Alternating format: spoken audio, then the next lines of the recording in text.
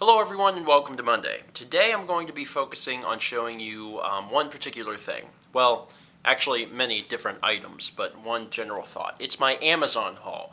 The idea of doing an Amazon haul is something I did a long time ago, and I honestly haven't done since I started the vlog. It's been a long time. Basically, it's the act of buying a lot of items from Amazon or an online retailer all at once. Basically having a shopping spree.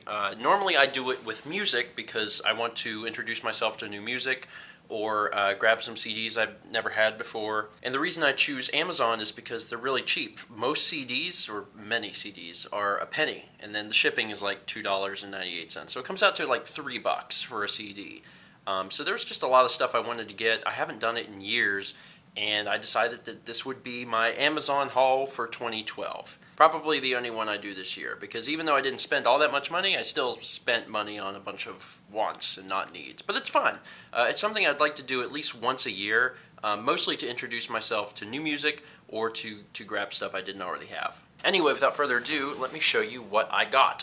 First up, we're going to do video games. I got Katamari Forever. I've wanted Katamari Forever for a long time, and I've been watching the price actually come down on Amazon from like $22 to $20 to $17, and then finally like $15 or $16, and I was like, okay, this is a good time to go ahead and get this. It was a brand new copy for $15. Take that, GameStop, who's selling the used version for like $25. Anyway, been excited to play it, and I may possibly do an LP of this game, so I picked it up. So I got Katamari Forever. The other game I got was Final Fantasy VIII, which I looked at the other day whenever I was at that gaming store, which, by the way, if you guys are interested in checking out, I don't know if they have a website or not, but it's called Blue Dragon Games. It's in Ormond Beach. Anyway, I went online to Amazon, and there were a lot of people that were selling this game, but there was one store that was like a mom-and-pop bookshop, and they hadn't had many sales, but they had a good review rating, even though they hadn't sold a whole lot. And I normally don't buy from vendors unless they've sold a whole lot, so I can trust them, but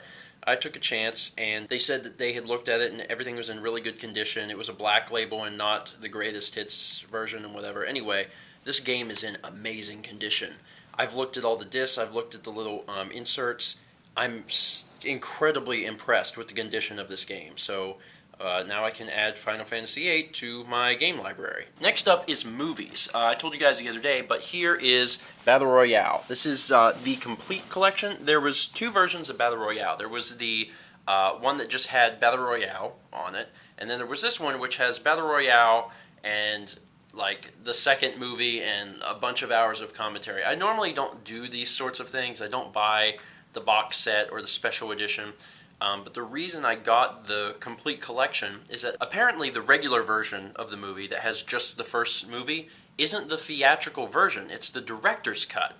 I don't like watching the director's cut. I want to watch the way it was intended for theaters, because normally director's cuts add extra footage, which it did. It added like 8 minutes of extra footage, and from the reviews I read online, it kind of muddies the story and it doesn't keep the flow very well. You know, it kind of like shoves in these extra scenes that just don't belong.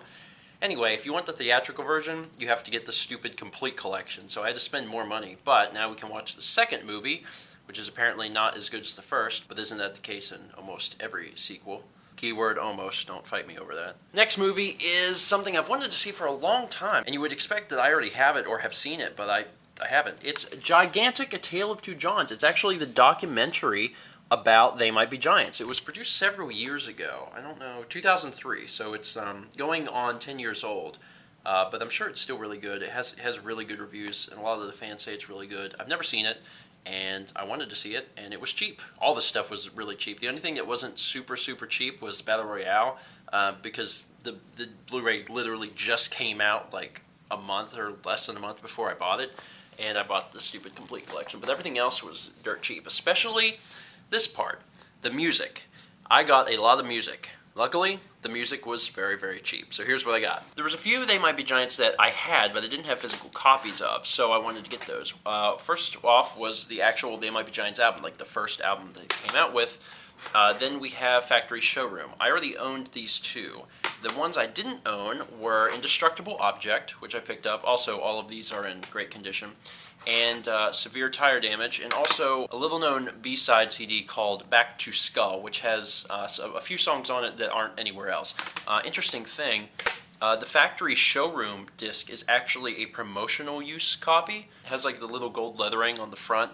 It's kind of like embedded into the pamphlet. I don't know if you guys can see it on the flip, but basically that's the version that they send out to like record stores and stuff so they can play it in their little booth things. You can test it or something. So I don't know if that adds to the rarity, but it's something I haven't seen before. So yes, I bought a crap load of They Might Be Giants albums, which might seem weird because you'd think I have all their music, but I don't. Their library is huge, very extensive, and I don't have it. I also picked up Monopuff, which is John Flansburgh's band.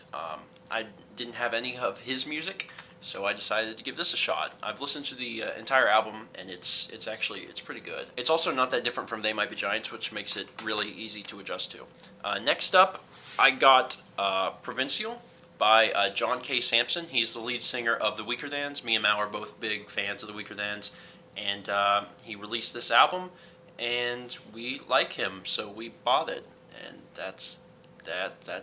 The last two items on this list are albums by Ween. First up is Chocolate and Cheese, and another one called White Pepper. A lot of this stuff came today. Only a few items came the other day.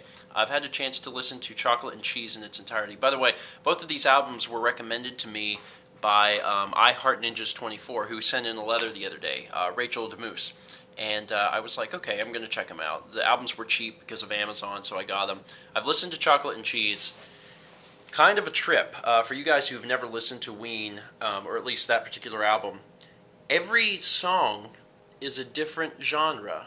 It's a roller coaster ride. It's a little weird, but I really like that. And there was quite a few songs on the album that I really enjoyed, so I'm actually really pumped to play White Pepper, because I'm expecting something similar. Anyway, that is most of what I purchased. That's not everything. We're missing a few They Might Be Giant albums that I didn't have, like Holiday Land and a few other really obscure things.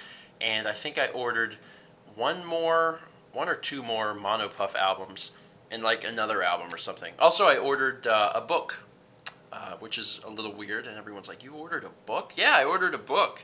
I can't say what it is because I want to keep it a surprise for Mal, but yeah, I ordered a book. So anyway, yeah, I got quite a lot of stuff, and it was a blast. It's really fun to go shopping on Amazon because stuff is so stinking cheap, especially if you're looking at music. So my question for you guys is, have you ever done an Amazon haul? And if not, consider doing it. If you want to wait till you have like extra money, maybe around the holidays or something, go for it, especially if you're into discovering new music. There's a lot of services out there for discovering music, you know, Pandora, what's the new one, Spotify. There's all kinds of services for discovering music, but if you actually want to purchase that music, Amazon is a good way to get music cheap. So use the comments to talk about awesome stuff you found on Amazon for awesome prices, or talk about awesome music you've recently discovered, or great deals you've gotten online in general. Any of those would suffice. Anyway, that's going to be it for today, so thank you guys so much for watching, and let's meet back tomorrow, shall we?